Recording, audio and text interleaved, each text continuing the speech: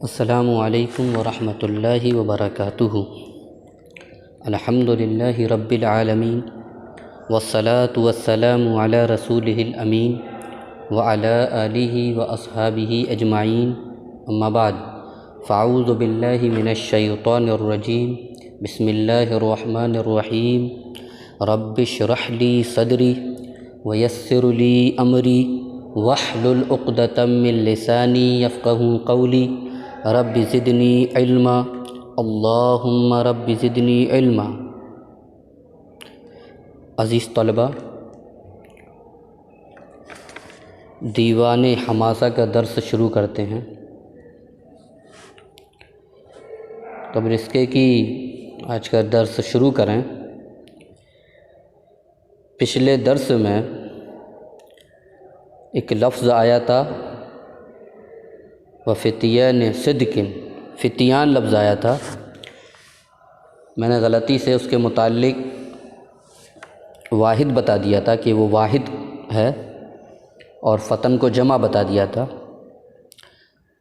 تو آپ لوگوں میں سے جس نے یہ لکھ لیا ہے فتیان کو واحد فتن کو جمع، تو وہ اس کی تصحیح کر لیں۔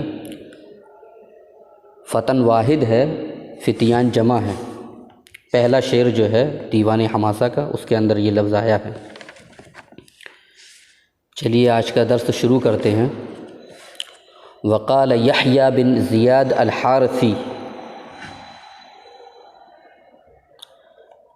ولما رأیت الشیب لاح بیاضہ بمفرق رأسی قلت للشیب مرحبا۔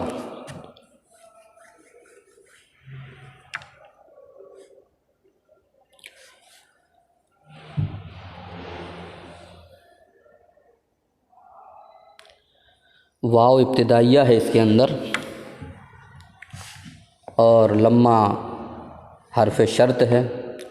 رأى یرا معنی ہوتا ہے دیکھنا، رأی تو میں نے دیکھا۔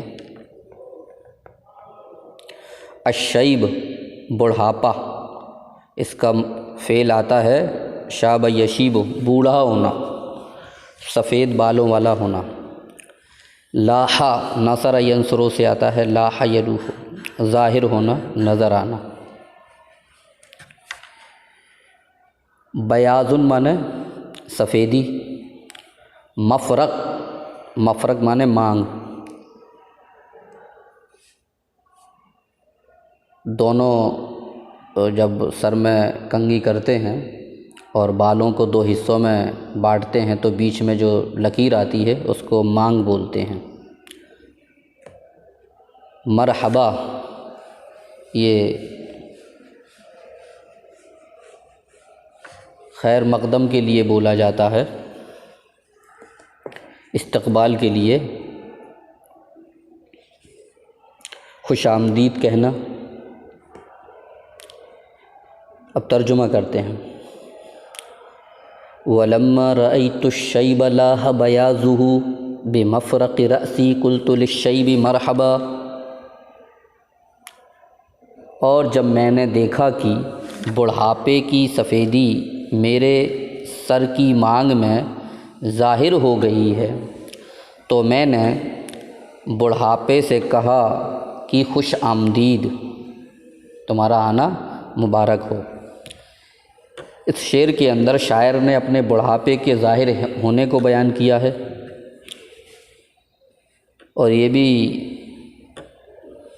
ظاہر ہے کہ بڑھاپا کوئی پسندیدہ چیز نہیں ہے، ناپسندیدہ چیز ہے، مگر انسان کو اس پر صبر سے کام لینا چاہیے، کیونکہ اگر اس کو ہم ناپسند کریں تب بھی یہ آئے گا بڑھاپا، اور اگر نا پسند کریں تو بھی آنا ہے۔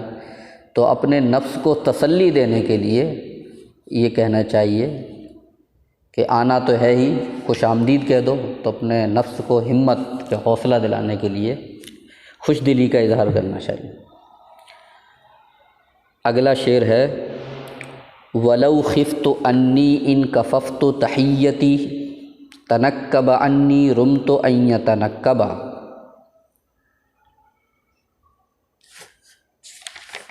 واو عاطفہ ہے، لو حرف شرط ہے، خافا یہ خاف و سمع یسمعوں سے آتا ہے، معنی ہوتے ہیں ڈرنا، اندیشہ کرنا، لیکن یہاں توقع اور امید کے معنی میں ہے، توقع کرنا، امید کرنا۔ کفا یکفو، نصر ینصرو سے آتا ہے روکنا، منع کرنا۔ تحیتی تحیتن، حیا یحیی تحیتن باب تفعیل سے ہے، تحیتن ادھر مصدر ہے باب تفعیل کا، اور یا متکلم کی ہے مضاف مضاف الیہ۔ تنکبہ باب تفاعل سے ہے، معنی ہوتے ہیں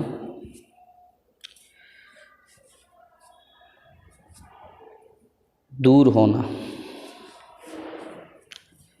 تنکبہ معنی دور ہونا۔ راما یروم و نصر ینصرو سے آتا ہے، معنی ہے ارادہ کرنا، واحد متکلم کا صیغہ ادھر رم تو میں ارادہ کر لوں۔ این یتنکبہ، تنکبہ باب تفاعل سے فعل ماضی واحد مذکر کا صیغہ ہے، اور یتنکبہ فعل مضارع سے واحد مذکر کا صیغہ ہے، معنی ہے وَلَوْ خِفْتُ أَنِّي إِنْ كَفَفْتُ تَحِيَّتِي، اگر مجھے یہ توقع ہو، یہ امید ہو کہ میں اپنے استقبال کو اس سے روک لوں، تنکبہ تو وہ مجھ سے دور ہو جائے گا، تنکبہ عنی تو وہ مجھ سے دور ہو جائے گا، یعنی اگر میں اس کو خوش آمدید نہ کہوں، مرحبا نہ کہوں تو وہ مجھ سے دور ہو جائے گا۔ اگر مجھے اس بات کی امید ہو، رمت ان یتنکبہ، تو یقیناً میں خوش آمدید سے باز رہنے کا ارادہ کر لوں۔ میں رمت ان یتنکبہ، تو میں ارادہ کر لوں کہ وہ مجھ سے دور ہو جائے۔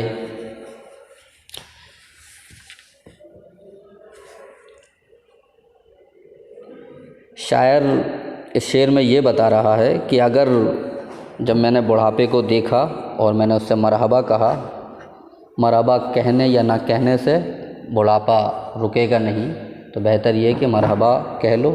اگر مرحبا خوش آمدید استقبال کرنے سے مجھے پتہ چلے کہ اس کو روکنے سے، سلام کو روکنے سے یہ بڑھاپا رک جائے گا، تو میں یقیناً اس چیز کا ارادہ کروں گا، اس چیز کی امید کروں گا کہ وہ رک جائے، تو میں اپنا استقبال روک لوں گا اور اپنے سلام کو روک لوں گا۔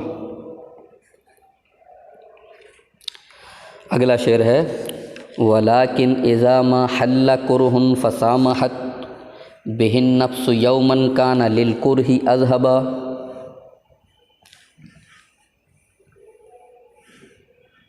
اذا برائے شرط ہے، اور اذا پر ما جو ہے وہ زائد کے لیے لاتے ہیں۔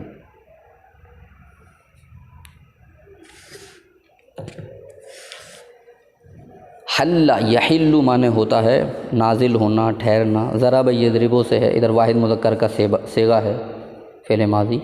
کرہن معنی ناپسندیدہ چیز، ناپسندیدہ معاملہ۔ فسامحت، سامح یسامح مسامحتاً باب مفاعلہ سے آتا ہے، ادھر واحد مذکر غائب کا صیغہ ہے فعل ماضی سے۔ فسامحت بہ النفس معنی ہوتے ہیں چشم پوشی سے کام لینا، نرمی سے کام لینا۔ مسامحتاً نفس معنی فراخ دلی۔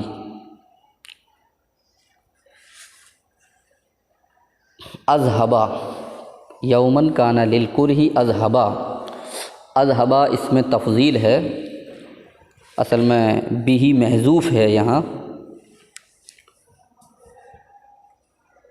اذہب بھی، اور با کے بعد جو الف ہے وہ اشباع کا الف ہے۔ ترجمہ اس طرح کریں گے، مگر جب کوئی ناگوار معاملہ پیش آئے، ولیکن اذا ما حل کرہ، مگر جب کوئی ناگوار معاملہ پیش آئے، ولیکن اذا ما حل کرہ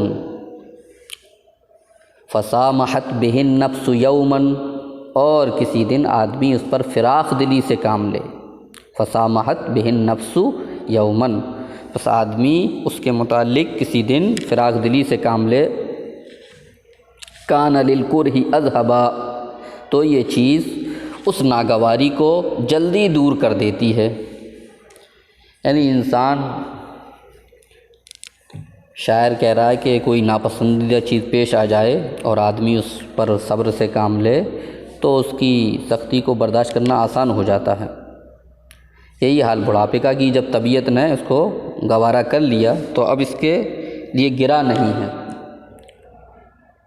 کوئی بھی معاملہ جب سخت ہو، پریشان کن ہو، تو اس پر انسان اگر صبر سے کام لے اور یہ تصور کر لے کہ اب یہ آنا ہی ہے، اس کا ہمیں مقابلہ کرنا ہی ہے، تو صبر سے کام لینا چاہیے، تو اس کے لیے وہ چیز اس کے نفس پر اتنی گرا نہیں گزرتی ہے اور اس کا مقابلہ کرنے کے لیے ہمت بڑھ جاتی ہے۔